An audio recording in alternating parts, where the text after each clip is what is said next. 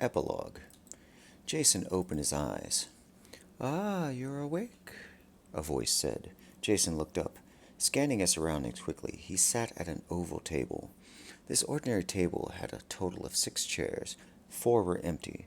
Beyond the table was nothing but blackness, darkness, or perhaps nothingness.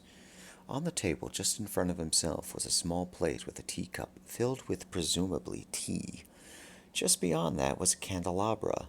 Past the candelabra was a teapot and tea set. In the center of the table was a glass cube with a miniature Garrix frozen inside. On the other side of the table was the exact same thing. Sitting across from Jason was the only other person. They sat, but they were visibly tall, even while on a chair. Their red skin and tiny horns gave little doubt as to who this person was. They held a saucer with one hand and a teacup with the other raised to their lips. Their long fingers gripped the handle delicately.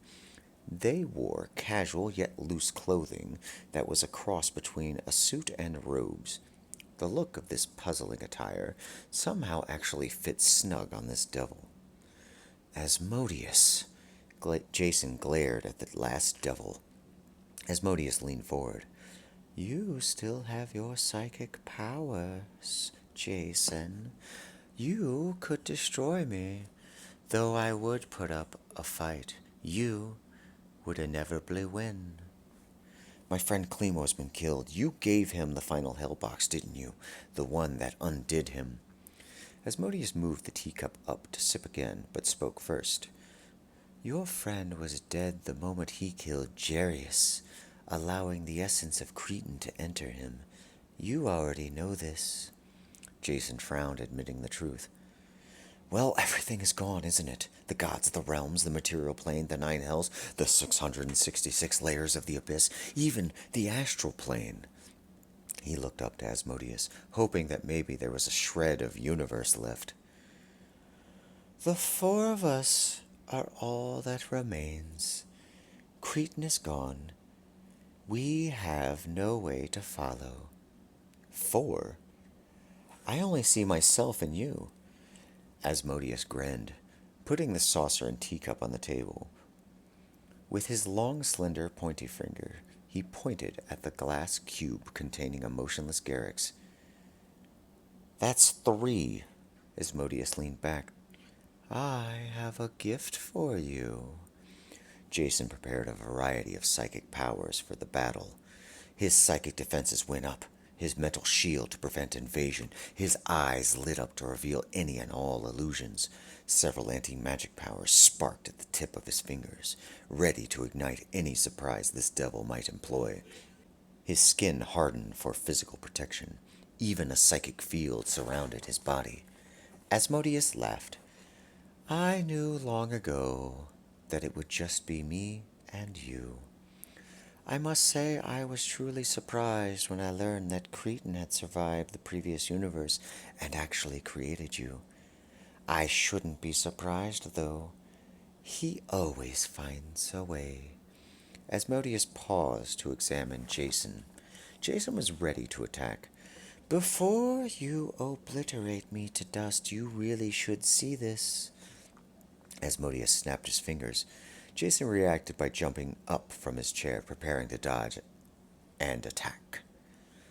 Appearing floating just above the center of the table was an inanimate little girl. "She has her body back. To her, no time has passed. Getting this soul after she died was no easy task. It cost me more than any soul has ever cost me." Jason's eyes widened with shock. He couldn't believe she was here. He fell into his chair, almost falling to the floor, never taking his eyes off of the little girl. Jaina. Jason lost concentration as most of his powers. He did not fully drop his guard. The defenses remained, but his attack fizzled into nothing. "This is a trick!" Jason ripped his eyes away from the sight of Jaina to look directly at Asmodeus. "There is no tricking you.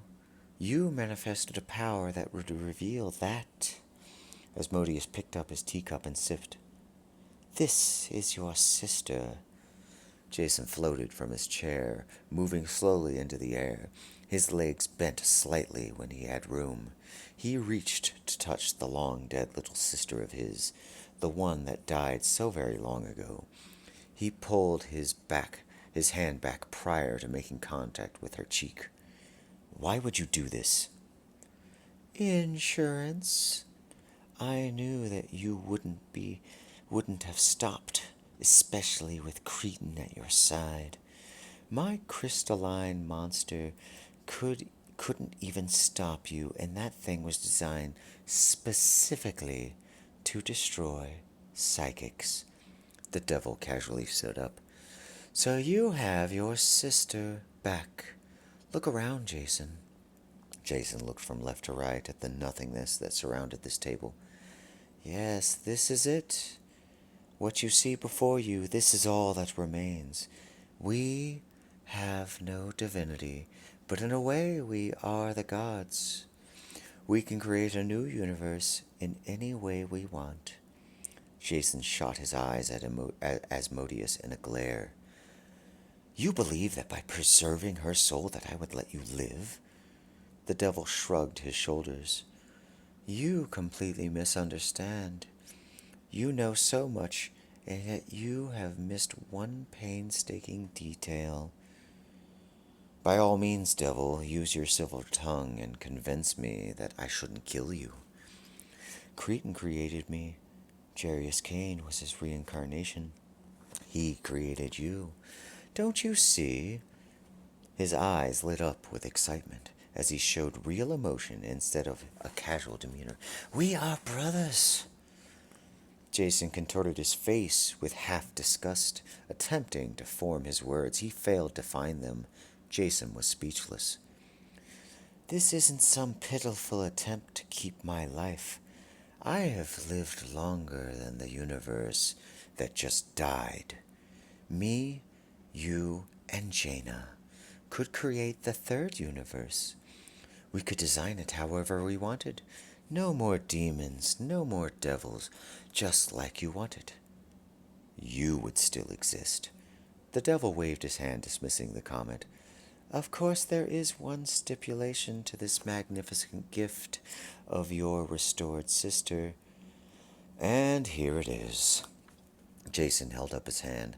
Let me guess. You and her are soul-bound or some other method that I can do nothing about.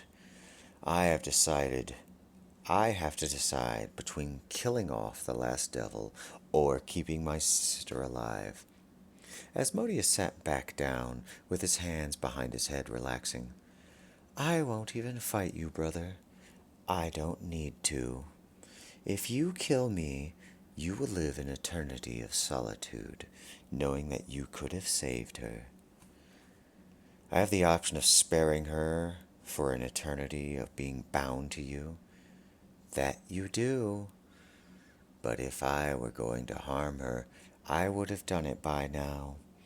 Asmodeus looked at his now empty cup, then looked at the teapot sitting in front of Jason. Can you pass the tea, please? End of Book 8 of the Second Universe series, Hell.